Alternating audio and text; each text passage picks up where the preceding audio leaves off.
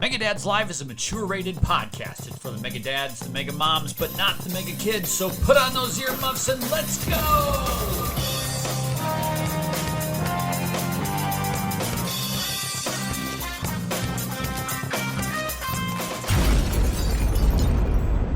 What's up, everybody? Welcome back for another exciting episode of Mega Dads Live. I'm Antonio, aka Hypecaster, and I'm here with my best bud, Clay Miraculous Howard. And we are very appreciative that you are here. If it's your first time listening, your 100th time, welcome.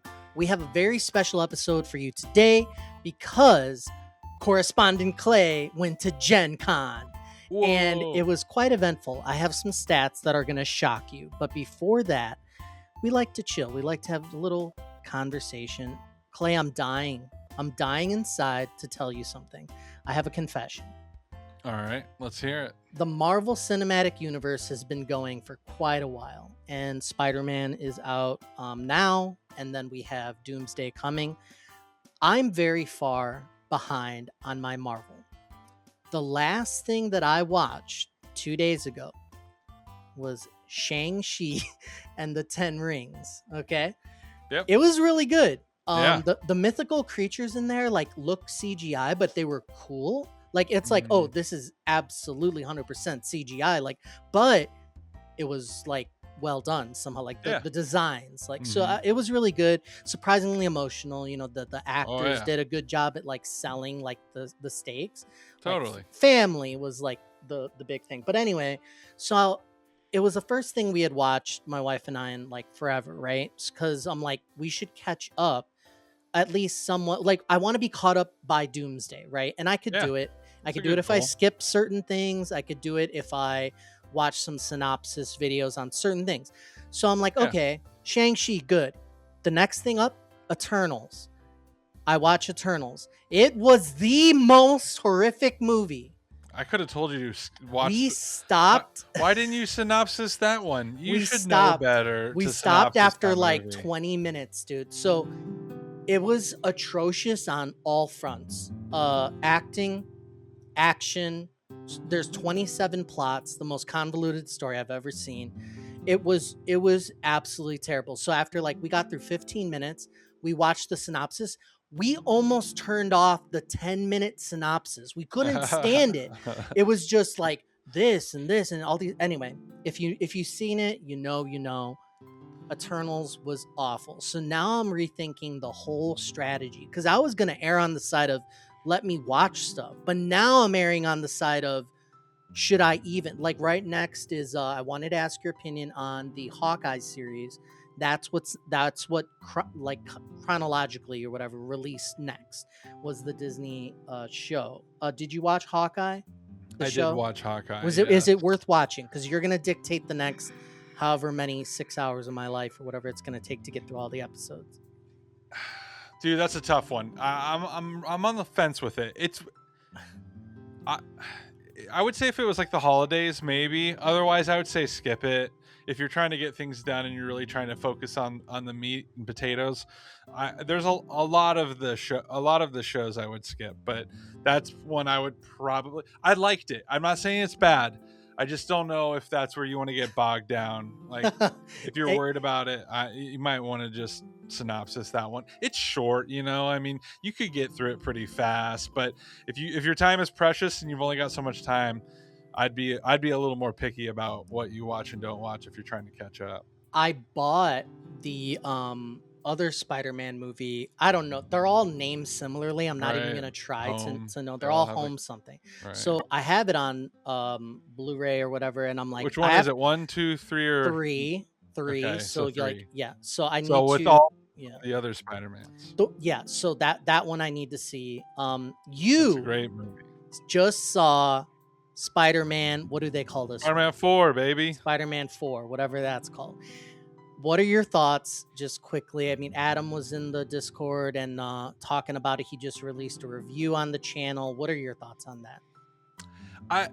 It'll never top the previous movie, the third one, in my opinion. But I also think that the third movie is stacked like against every other movie. I mean, it was like the bringing of all the other, everybody knows this at this point. All the other Spider-Mans are I in got it, it. and so it's like 100%.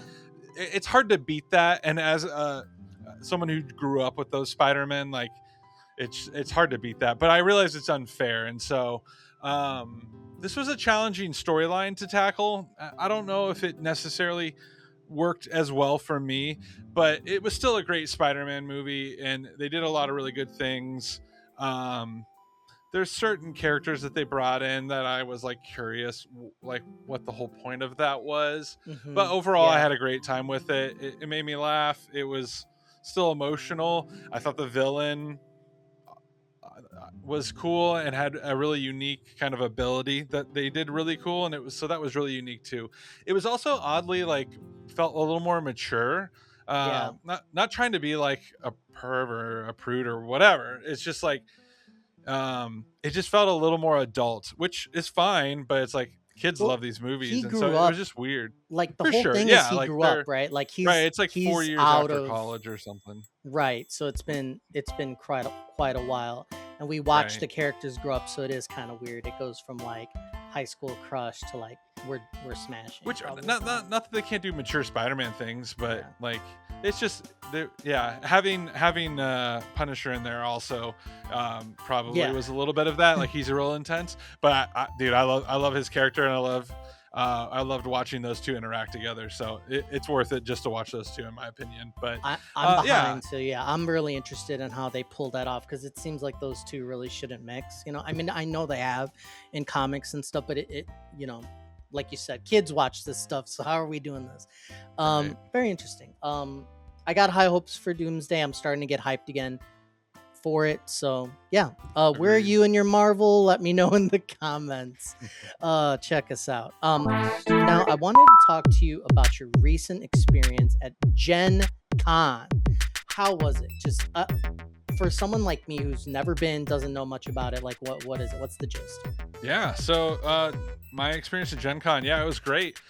This is I believe my 5th year going, if I'm remembering correctly. So I've been a number of times. I've gone, I've done twice. I've done the whole weekend pass, and then most of the time, more recently, I just go once. I live in Indianapolis, or just outside of it, and so this happens right in the downtown area at our convention center. So it's just right there. And so when I started getting into board games shortly after moving to Indianapolis, once I heard about this GenCon thing, which I had never heard of before moving here, I was like, oh, literally, like, the biggest board game convention in North America happens in my town. Like, I should probably go to this.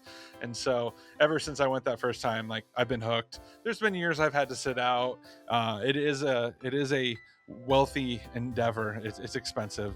The tickets are expensive. Buying all the games can get expensive. Yeah, I mean, the passes are a little. For me and my wife to go, I think it was around $200 total. Wow. So for one day, but it's still a good and enjoyable thing. And so I had a great time. It is very crowded. There are a lot of people that go to this thing, and so it's not for everybody. And even for me, like, going for one day, I think I was there for close to 8 hours. Like, it's a long day. You put in a lot of, even just being in the exhibit hall and stuff. There's so much other stuff that they offer outside of just walking around looking at things or buying things. They have a lot of other stuff happening in like adjacent hotels, and there's breakout things and different events and meetups. Like, it's crazy, dude. And I barely even dip my toe in it. Like, I just show up, buy some things, be friendly, and like look at new stuff and try out some new games, and then I leave and I just go home. But most people, like, they stay there, they live there for the week or the weekend, and they're all about meeting up with people that they know. Like, it's wild, dude. Like, it goes late in the night. They have drink specials. The Marriott's making potion drinks. That's awesome. Trying to get people drunk. It's crazy, dude. But I usually just go home and do my own thing. So GenCon had 71,000 attendees. It's the 3rd consecutive year that it completely sold out. I didn't know about this, like, at all. Like, it's the first time literally me hearing that you went. Founded in 1968 by Dungeon and Dragons co-creator Gary Gygax. I don't know how to say Gygax. Yeah, so this is pretty incredible. There are at these conventions, like Megadads is heading to 2DCon in Bloomington in August. Yeah, so in a few weeks. So I'm interested in the like scheduled like play events where you sit and play games and try them. Do you do that, like where they say, hey, try this game, or sit and play? It just seems like such a weird thing to me, because I've been to conventions. Like, I love the where you could buy stuff, you know, like the merch stuff. Right. People selling their wares is like my favorite thing, even though it's like there's other things happening. Do you sit and play the games? So you can. There's different ways you can do it. You can walk around and they have tables set up, and you can just have a really quick, like, a person be like, hey, I'd walk up and be like, yeah, tell me about this game. And they'd be like, yeah, so this is this game. It's 2-player. And basically here's the overall, and they just give a brief explanation of how the game is played, kind of move some of the pieces and show it to you. It's a very light, quick demo. But then you can take it the next step further, where you could sit down and actually like play around with somebody. Not everyone offers that, and some people don't offer the first one, you know, maybe they just offer the second. And then there's even like a step further where you can go online and schedule a time to learn, to be taught how to play, and you play an entire that game, makes sense. like Okay. not in the actual hall. They have like other halls for that. But I did one last year. It was a Disney Villainous board game. I paid, I think it was $20, and I got to play it, and then I left with my own copy afterwards. And so you basically were paying to be taught how to play it by volunteers, basically, who are taught how to play it, and then you just get a copy to go home with. So like there's different levels that you can go to with it, but sometimes it was just, I would just look over at a game and watch some other random dudes playing it, and I would watch it for a minute and be like, that's not for me, or ooh, that looks kind of cool, you know. So there's, you can vary in level how much interaction you want to have with things, or how little prep or as much prep as you want to put into it, I guess. So That's cool.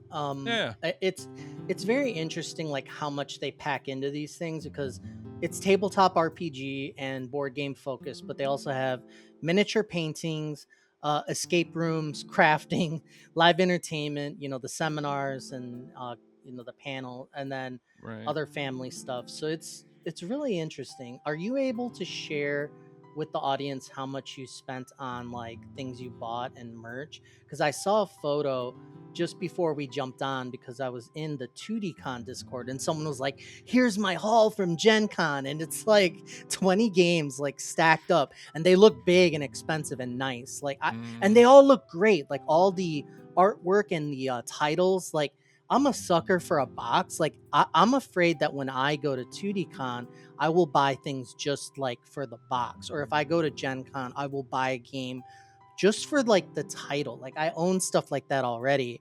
What did you end up spending, and what was your favorite thing that you walked away with? Okay. Yeah. So let's see. My budget was like $300 to spend on games. Hi! How? Hey! Whoa! Hi!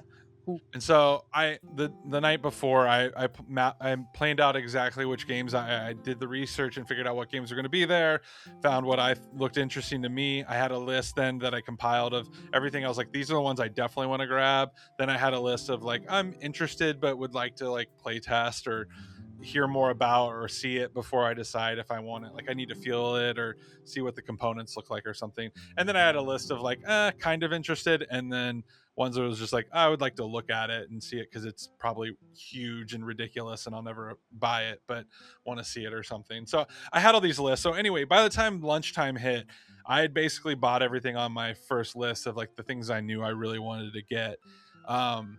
And then I think a little more of like the next list I had kind of gotten into a little bit. Anyway, before I knew it, I'd basically blown through most of my budget, even at lunchtime. And so, but I was in buy mode all morning, less of like looking around. So then after lunch, I just kind of slowed down and walked the hall more and was just looking at anything else I could see.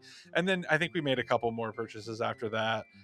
With the wife pushing me to get a couple of them even. So she was even getting into it. So yeah, so it was fun. I definitely had it kind of planned out because there was a few games last year that sold out by the time I got to them. And so I felt like I was bouncing all over the convention hall last year. And so I just wanted to, mapped it out a little more so I wasn't having to walk around as much. But it's crazy in there, man. You could walk around for hours and miss a giant, like, Gotham City exhibit. And at one point I found it and then I lost it. And then I went to show my wife and I couldn't find it. And I was like, it's here somewhere. It's And it that was this big. Oh and my it was God. massive. And then finally, like towards the end of the day, we found it. I was like, here it is. It's just right there in the middle of everything. And so, dude, they got everything, man. They've got Legos, they got Pokemon cards. Lorcana was there. I waited in line forever to get some Lorcana cards. Man, they've got board games. They've got, it's crazy, all the stuff they have. I had a friend who came out and stayed the weekend to go on Friday with me, and he was coming just for one game that he supports. It's a trading card game called Ward, WARD, Ward. Look it up real quick, Antonio. It's a smaller trading card game that is newer. I think they've only got like 3 generations out so far, but it's a smaller family business. And they have the art style on these cards is kind of like a comic booky look from like the 80s or 90s, and they kind of look a little retro, which is really cool about them. And the topics and the characters that they use in it are like kind of all over the place. So one minute you'll have a card that has like a beaver on it, and the next one has like a clown on it. Like it's all over the place, but a lot of it's like fantasy, and there's like gnomes riding corgis, and there's just like some really fun silly ones. So anyway, my friend was like, I'm going to play this Ward game, and I was like, I don't know what that is, but that's awesome, man. And then he came and stayed the night. I went to high school with him. He was from Ohio, and he was like, I don't dislike board games, but I'm not really a big board game guy, but I'm going to support this card game. I'm like, dude, that's awesome. And so he went with me and my wife, and he basically hung out there the whole day and just was hanging out with their team and demoing cards and playing with other people. And like, he had like the best time, and he like barely even walked, the rest of the hall. And so, people can come for whatever they want, for whatever their thing is. And so some people want to see it all, and some people have their little niche thing that they want to get into. And so I had a great time demoing that game and playing it. And dude, they were so nice. They were like giving out free booster packs. They were trying so hard, like to get their name out there and get people playing. Dude, the cool thing about their game also is that they use dice. And so there's not a lot of trading card games where you can, roll dice. What a good idea. Stuff. I know, right? And so if you're big into dice and you're like, man, I'm tired of Magic having Spider-Man and Hobbit and Fallout cards, and you're like wanting something a little more like down to earth, like maybe check out Ward. But it looks cool. Yeah, the art is like the 1980s like comic. Like there's a card here that is just a blue dragon, just in the really cool like cartoon like comic book art style. And then there's like a beaver. It's just a beaver, like, and he has like a tooth chomp ability. It's like, it's great. It's like, oh, let's just have fun, Frost Giant. Like it looks cool.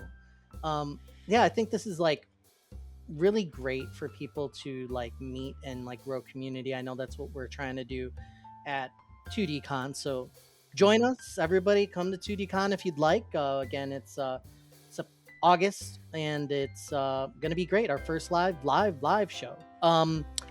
There was something that I wanted to ask you about. Did you catch this D&D themed drone show in the night sky that happened? I'm seeing videos, and apparently it was the coolest thing out of there. I've seen some of these like replace fireworks, like drone shows.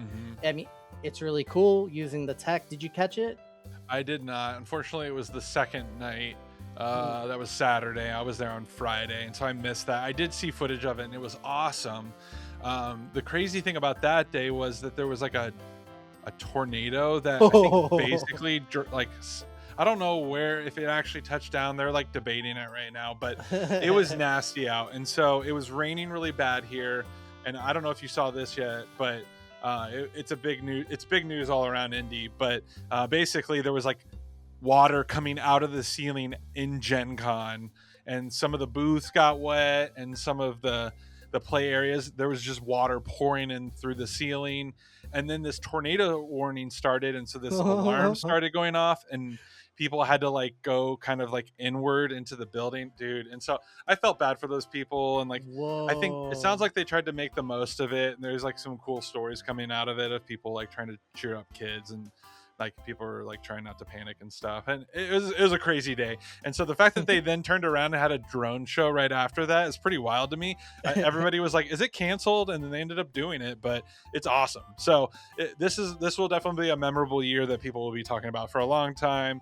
Unfortunately, I missed all of that. I was there the day before, and so I missed it all, but it's still a great time. And dude, I still bought a ton of games. I try to buy games based off what my lifestyle is right now, and so a lot of it is 2-player games with me and my wife, so I bought a lot of smaller 2-player games. But then I also have a regular casual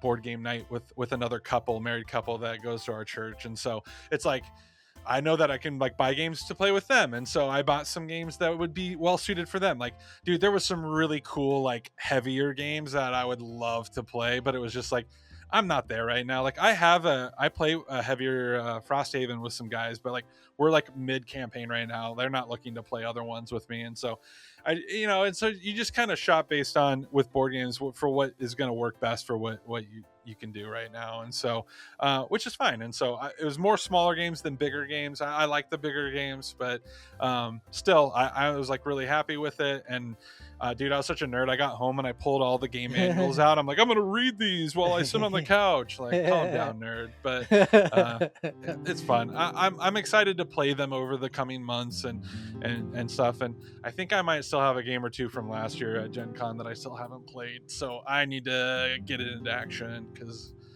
that backlog ain't getting smaller. Board games are cool. I mean, when we get a chance to connect and see each other IRL, we try to make time for board games because it's like it's irreplaceable. Like we could play games, co-op, like couch co-op, but board games are just something else. You just, when you got the opportunity to connect with other people that are gonna sit down and play a multiplayer game with you, board games, you got to take advantage. It's just there's something about it. It's so good. And the art style. Sorry. Oh, I'm sorry. Go ahead. Art style of the cards. Yeah. And the art style, that's just another thing that I just really love about board games now. It wasn't something I was privy to, that like legit artists are going out and making games.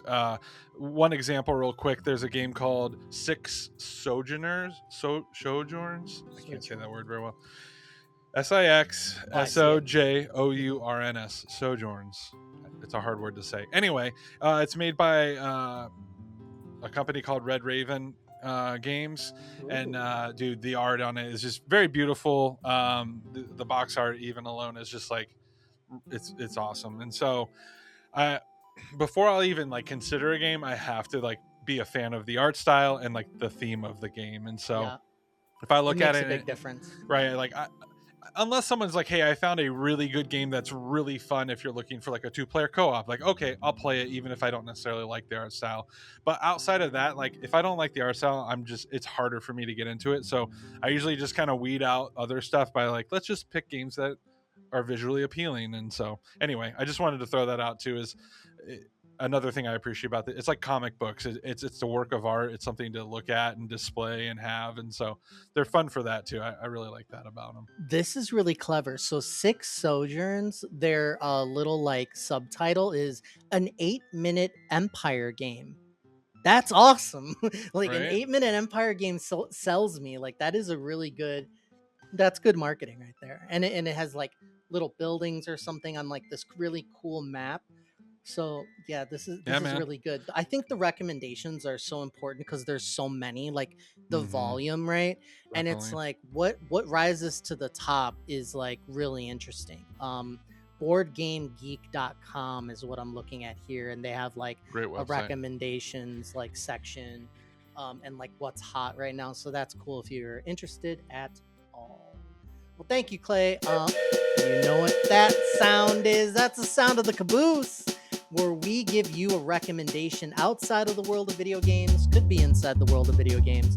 I went to Chinatown I went to Chinatown in Chicago. I hadn't been in like 15 years. My wife actually had never been. Like, we show up and she's like, I've never been here. I'm like, I didn't know. So we went, and it's great. Like, obviously lots of culture, lots of shops. Like, people were everywhere. It was crowded. Like, we couldn't find parking. I sent you some photos of, like, I got this great like boba tea thing that had like fruit, tapioca, strawberry pellets that like burst in your mouth too, and like all sorts of stuff. It was like kind of like bubbly, fizzly, and I thought it was amazing. Like, this is great. Guess what? Went to eat food because I want some good Asian food. Right. Flavorless. I was like totally disappointed. I was like, I feel like I'm eating nothing. And there were people everywhere in this restaurant, and I'm like, did we go to the one of them that were just not as good as the others? I'm like, oh, we can't go wrong here. We're in Chinatown. Like, if you went to like Mexican town and like had bad Mexican food, you'd be super surprised. So, I don't know. But anyway, get out there. If you have local neighborhoods in your area that are, very cultural, that you can get a taste of that, then go check it out. What is your recommendation for the peoples? All right, so I just got this in the mail the other day. No. Right here, boom! Check this out. What? Ooh. The Whole Bloody Affair? Is that The one Whole and Bloody two? Affair. This is it both 4K? movies. Kill Bill. The This Whole is not Bloody 4K. This is VHS.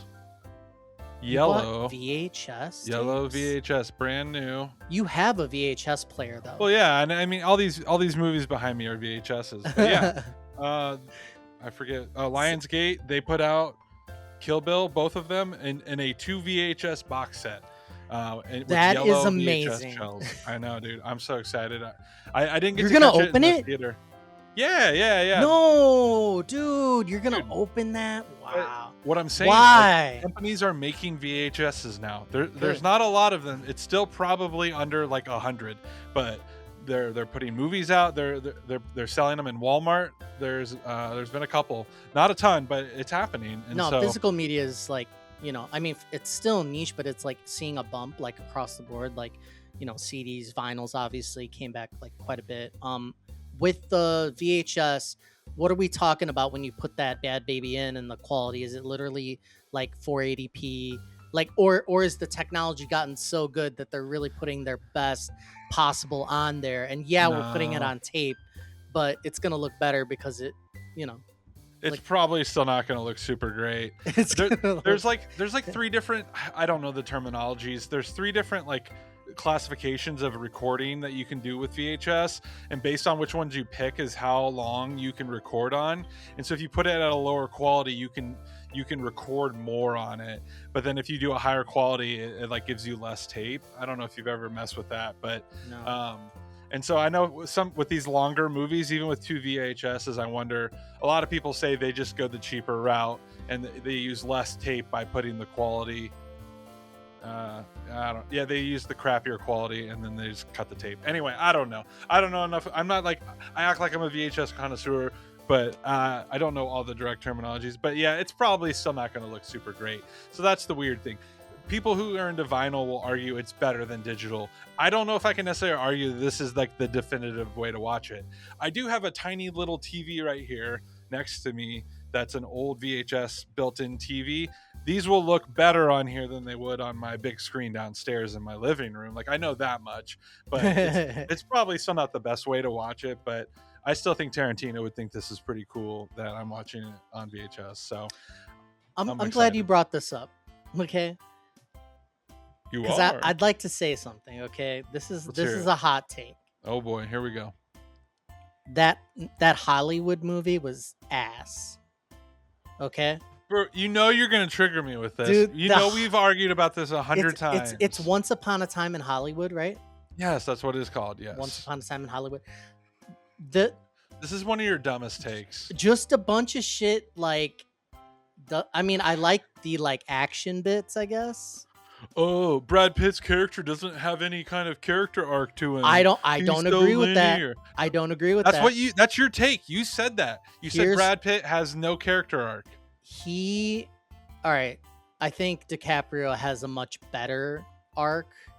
Yeah, because Okay, he's the so lead. like He's like the main character. right. I mean, what is his arc though? Brad Pitt's arc. He's mysterious, and he's, Okay, so like, does he change in any way? Does he do anything?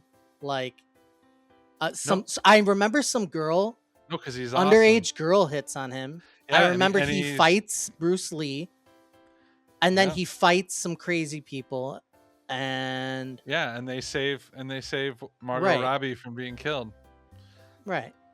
The Okay. end. All right, there we go. So masterpiece, Quentin I- Tarantino. I like Tarantino stuff. I like I know you do. Desperado, like Desperado. what's the other one? Maybe Django Django. Unchained, Unleashed or whatever it's called. What else? Is good? Unchained? You're missing a lot of them. Kill Bill. Hateful Eight. I didn't see Hateful Eight. Is that Glorious Bastards? I like Hateful Eight. I never A even lot of saw people- Inglourious Bastards, and people love that. Is that good? Ooh. I've seen clips. Yeah, it's great. It's Is it good? fantastic. Is it? Yeah. Christoph Waltz, man. Come on. There's part of that movie that I don't love, but I'm not going to get into that right now. All right, We need a different we'll talk podcast more. for that. We'll talk more Tarantino next time. Okay, we got to There you remember go. to do that. There you go. Thank you everybody for joining us for another exciting episode of Mega Dads Live. We are super appreciative of you being here. 2DCon 2026, everybody.